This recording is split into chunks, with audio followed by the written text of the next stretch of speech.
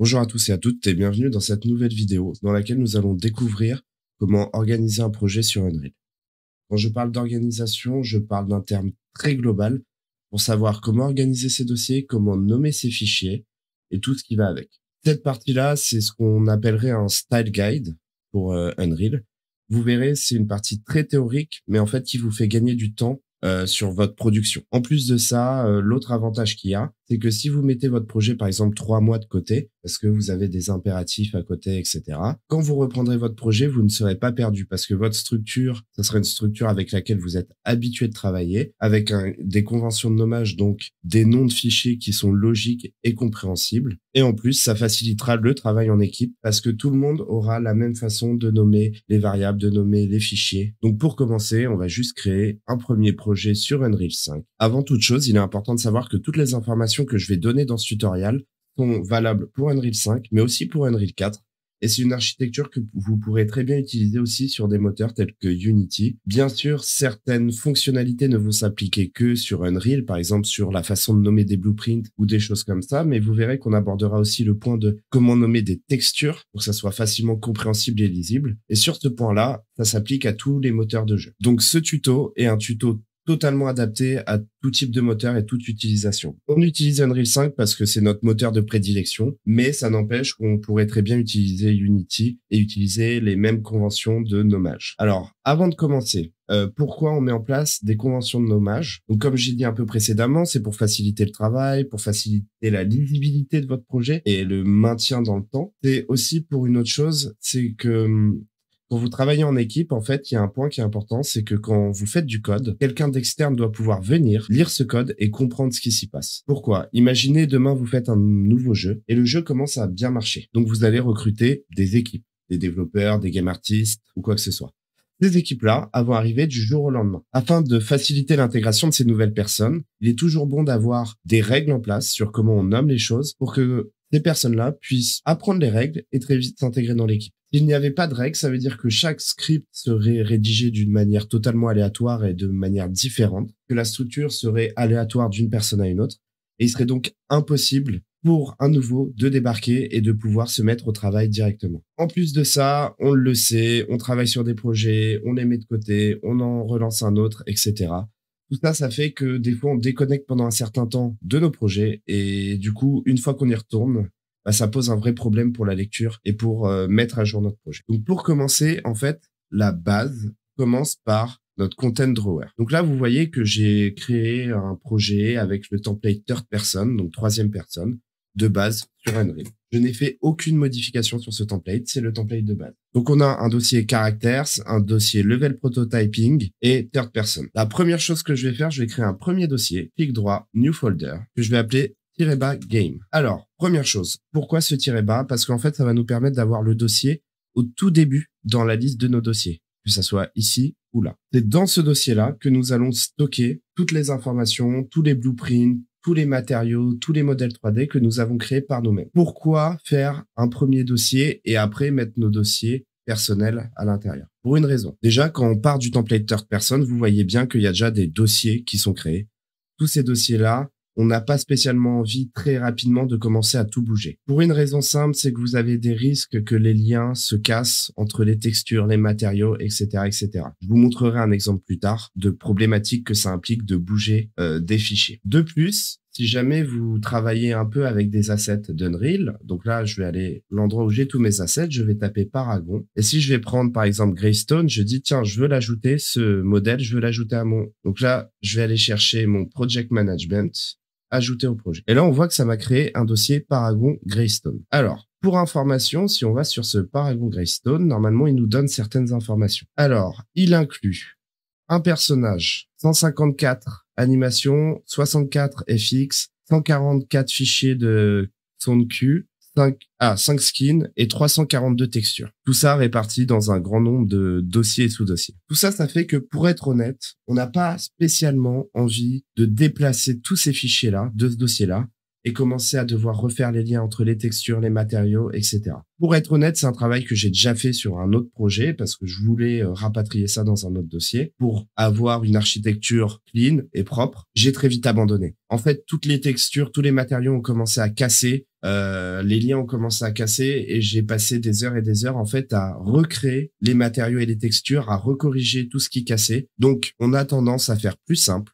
On laisse dans le dossier de base. Et c'est pour ça que très vite, on a un intérêt à, dans notre dossier content, faire un dossier -game. Comme ça, si je dois utiliser ce modèle 3D, j'irai le chercher directement dans son dossier d'origine. Une fois qu'on a le -game, dans ce dossier-là, on va créer un certain nombre de dossiers. Donc, premièrement, si on a des modèles 3D à ajouter, on va créer un dossier, par exemple, art, qui va être la partie, tout ce qui est game art, artistique du jeu. Alors, dans art, souvent, on a tendance à surtout inclure les modèles d'environnement. Donc, si on prend un exemple d'un jeu avec plusieurs maps, par exemple, là, Call of Duty 4 avait 21 maps. Donc, ils ont embûches, backlot, bloc, etc., etc. Voilà, je suis allé chercher les informations sur Internet. J'avoue que de souvenir, je me rappelais plus des noms. Et dans ce dossier-là, on va créer plusieurs dossiers. On va créer, par exemple, un dossier embûche qui va contenir tout ce qui est pour la map embûche. À côté de ça, on va créer un dossier backlot qui va être pour la map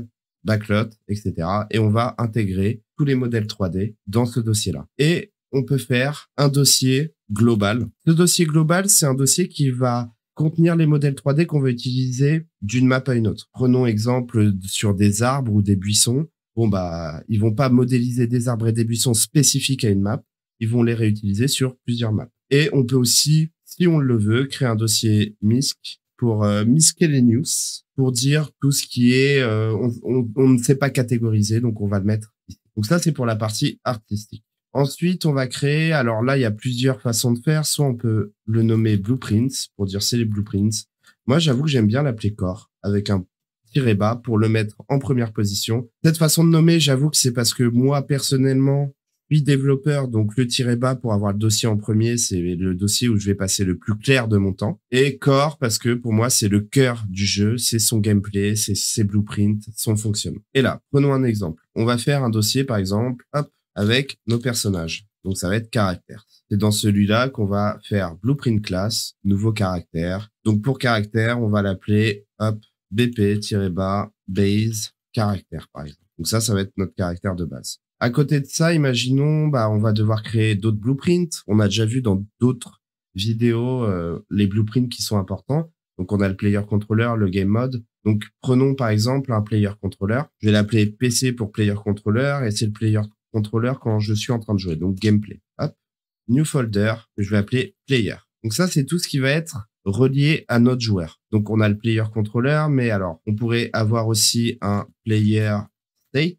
On stockerait ici aussi, PS, gameplay. Ensuite, on va avoir tout ce qui est sur la gestion globale de votre partie. Donc, comme on l'a déjà vu dans une vidéo précédente, le game mode, c'est le blueprint qui est en charge de la gestion de votre partie. Donc là, moi, je fais un dossier que j'appelle framework avec tout ce qui est généraliste. Donc là, par exemple, on aurait un game mode, GM, gameplay. Alors, il y a une classe que je vous ai jamais montrée parce qu'on n'en a pas encore eu d'utilité, mais ça s'appelle la Game Instance. Donc, pour vous montrer, Map and Mods, on a Game Instance. Donc là, je vais en créer une nouvelle. Donc, je vais la mettre dans Blueprint Core Framework parce que c'est une classe GI main, save. Donc, ça m'a créé ma Game Instance. Donc, je vais la retrouver juste là, dans Framework, parce que c'est de la gestion globale. C'est ce qui a trait à la globalité de notre projet, donc je le mets dans un dossier Framework. Puis, imaginons, on veut faire un spawner, ou par exemple une tourelle. Et je vais créer un nouveau dossier, je vais appeler ça Game Elements, les différents éléments de gameplay, et là, je vais faire Blueprint, Actor, BP, Tower, pour ma tour. Si dans mon jeu, j'ai besoin d'armes, je vais créer un dossier avec Weapons, et là, je vais créer mes différentes armes, BP, Base, Weapon. Et après, je pourrais faire un child de ce blueprint, weapon, pistol, etc. Vous voyez que dans ma façon de nommer les choses, tout est très clair, tout est très simple. On va au plus simple pour comprendre à quoi servent nos classes. Par exemple, le BP Base Weapon, on sait que c'est notre blueprint de base pour faire des armes et qu'on a une deuxième classe, Weapon Pistol, qui va être notre classe pour créer des pistolets et qui dérive, qui est enfant de BP ou Base Weapon. Ensuite, dans nos dossiers, si on fait un dossier Characters, qui va contenir tout ce qui est les modèles 3D de nos personnages avec les animations, etc. Là, un peu à l'image du art, on va faire un dossier global. Si par exemple, un certain nombre de nos personnages ont les mêmes animations. Et après, on va faire un dossier par personnage. Donc là, en ce moment, il y a Overwatch qui est ressorti. Enfin, il y a Overwatch 2 qui est sorti. Donc, on va faire du Tracer, Mei, etc., etc., etc. Toute cette façon de nommer les choses, en fait, va vous faire gagner énormément de temps. Et en fait, si vous appliquez ça sur chaque projet, ça fait que vous pouvez passer d'un projet à un autre et très vite vous rappeler de comment est structurée la chose, où est-ce que je vais trouver les informations, pourquoi c'est là, etc. Pour finir, au niveau de purement la structure des dossiers, on va faire un nouveau dossier UI, qui va être tout ce qui est l'interface utilisateur. Et là, on va faire 2 dossiers, menu et HUD. Bien sûr, il y aurait plein de dossiers en plus qu'on aurait créés pour notre projet, mais là je vais pas pouvoir rentrer dans le détail parce qu'en fait faudrait le relier à un projet de jeu. Mais à l'heure actuelle, c'est plus une vidéo pour vous expliquer comment fonctionne la chose et comment structurer un projet. Mais par exemple, si on va dans le dossier caractère, mannequin, on voit qu'on a un dossier animation, matériel, mesh, rig et texture. Typiquement, tous ces dossiers-là, où on peut prendre pareil pour le mannequin d'Unreal, on a tout ça. Tous ces dossiers-là, j'irai dans characters. Là, par exemple, j'aurais fait un dossier mannequin. Alors, Unreal l'appelle le mannequin, moi j'aime bien l'appeler debug, parce qu'en fait c'est tout ce qui va être utilisé pour juste débugger le jeu. En réalité, ce mannequin d'Unreal, on ne l'utilise jamais dans un jeu qui va sortir. Mais dans debug, on pourrait très bien inclure. Du coup, on va dans Content, Characters, Mannequin UE4. Là, on a tous nos dossiers. On va glisser, déposer dans Characters, Debug, Move here. Donc là, ça va me transférer toutes mes textures, mes shaders, etc. Hop. Save all, et là je retrouve tous mes sous-dossiers. Et en fait, la plupart de vos caractères auront tous ces sous-dossiers, avec le mesh 3D, etc., etc. Là, je vais vous montrer l'exemple dont je vous parlais, le fait d'avoir bougé quelque chose qui était dans un dossier de base d'Unreal. Donc là, si je quitte le projet, une fois que je l'ai relancé, que je vais dans Content, petite surprise, mon mannequin, quand je l'ouvre, les textures ont sauté. Donc, pour un petit modèle 3D comme ça, c'est pas un problème parce que on a l'habitude. On va dans le mannequin et en fait, il y a cette texture qui a sauté et normalement celle-là aussi. Donc ces textures, on peut les retrouver dans le dossier texture. Donc là, c'est le material mask. Donc c'est cette texture-là. Hop. Donc je la remets. Ici, c'est la normal map. Donc la normal map qui est juste là. On la remet. Save. Continue. Hop, hop, hop. Donc normalement, ça aurait dû compiler. Non, il me manque autre chose. ML Soft Metal ici. Et donc là, il me manque les textures pour le Soft Metal. La color, c'est celle-là, la TML Aluminium. Et ça, c'est la normale. Ça doit être ça. Comme ils ont légèrement changé la texture par rapport à Unreal 4, j'avoue que j'ai des erreurs que je n'avais pas avant. Et là, on a le latex black. Si je double-clique, donc là, ça doit être la normale pareil, sauf que c'est sur le rubber blue. Hop, normal. Et là, la texture. Hop, hop, on inclut. Save. Donc, à partir de là, on a corrigé pour le mannequin. Et après, on a une autre erreur sur le logo. Je vous le fais très vite. Ils me disent ML Shiny Plastic Beige logo. Donc, il manque des textures, pareil. Donc là, c'est dans Material. ML Shiny Beige logo. Je double-clique. C'est pas celui-là, c'est celui-là. Chest logo. Non, c'est celui-là. Opacity Mask. Donc là, je vais aller chercher la texture logo. Et normalement, c'est celle-là. Save. Et là, si je regarde, hop, ça a compilé, ça a bien fonctionné. Donc voilà, le type d'erreur qu'on peut avoir. Donc bien sûr, sur le mannequin, on peut corriger ça très vite parce que, en fait, la texture est assez simpliste. Je vous montre un petit exemple rapide dans Paragon, Greystone, hop, Heroes, Greystone, Material. Donc là, par exemple, Material, Legs, Shield, Greystone, Torso, par exemple, le torse. Si je double-clique, alors, on attend que ça s'ouvre. Là, chaque petite chose bleue que vous voyez comme ça, c'est ce qu'on appelle une fonction. Et cette fonction, donc là, on voit qu'on a déjà pas mal de textures ici. Et à chacune de ces fonctions, si je double-clique, ça m'ouvre une autre fonction avec encore plus de matériaux et de choses à intégrer. Donc, autant vous dire que quand ça casse, vous avez environ, par exemple, sur une texture comme ça, 1, 2, 3, 4, 5, 6, 7, 8 matériaux à ouvrir et à corriger donc à l'intérieur, ce que je vous ai montré là. Et en plus de ces 8 là, vous avez les 3 textures à replacer ici. Et en sachant que dans ces 8, on a encore d'autres matériaux. Et donc, c'est un effet domino. Donc, C'est pour ça que souvent, on se dit, on fait notre petit dossier games tranquillement et on laisse les choses à leur emplacement. Maintenant, on va passer sur une autre catégorie, c'est le nommage. Alors, pour éviter que la vidéo soit trop longue, je vais pas vous dire toutes les façons de nommer toutes les textures, tous les matériaux, etc. Je vais vous montrer des exemples et après, je vous donnerai un lien vers quelqu'un qui a fait une documentation. Alors, désolé, la documentation est en anglais, mais qui a fait une documentation très complète sur comment nommer les choses dans Unreal. Donc là, je vais aller dans mannequin, matériaux. Donc voilà, déjà, un matériel dans Unreal, ça commence par M-mannequin. Donc M-, ça veut dire ceci est un matériel. Et après, le nom du matériel. Alors à quoi ça sert de faire ça? Bah, ça fait que quand je fais une recherche M-, hop, là, je sais que j'ai principalement des matériaux, etc. Maintenant, les textures. Comme vous avez vu, il y a plein de types de textures. Et en fait, elles ont une façon d'être nommées. T pour dire que ceci est une texture, tiré bas, le nom de l'objet. Alors là, tiré bas, par exemple, c'est 0,1 parce que le mannequin, ils en ont deux. Ils l'appellent Mani. C'est Mani-bas 1, Mani-bas 0,2. Et après, vous avez le petit n pour dire que ça, c'est une normal map. Vous avez ici pour dire que c'est un masque. Vous avez ici pour dire que c'est la diffuse, qu'on appelle aussi la base color. Donc, encore une fois, je ne vais pas vous faire la liste. En fait, la liste est disponible sur Internet. Ici, vous avez une personne qui a fait un style guide. Donc, il y a écrit UE4 ici. Le nom en haut, c'est UE5. On s'en fiche. Le plus important, c'est d'aller dans la liste. Et là, on voit qu'il nous explique chacune des choses. Skeletal mesh, SK-bas. Matériel, M-bas. Diffuse, T-bas, le nom-bas D, etc., etc.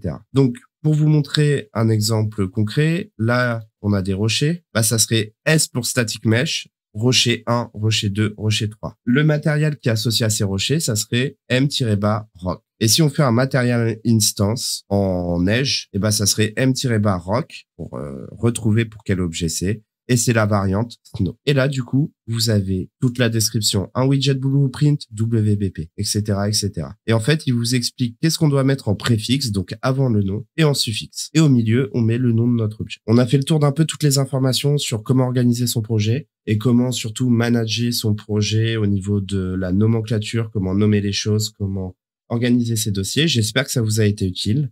Si jamais vous avez besoin de plus d'informations, n'hésitez pas à faire la demande en commentaire. Le lien vers la documentation est en description et n'hésitez pas à commenter la vidéo ou encore à liker la vidéo. Ça nous aide beaucoup pour la chaîne. Ça nous permet de voir aussi l'intérêt qu'il y a autour de certains types de tutoriels et certains formats. Et surtout, on se retrouve dans une prochaine vidéo.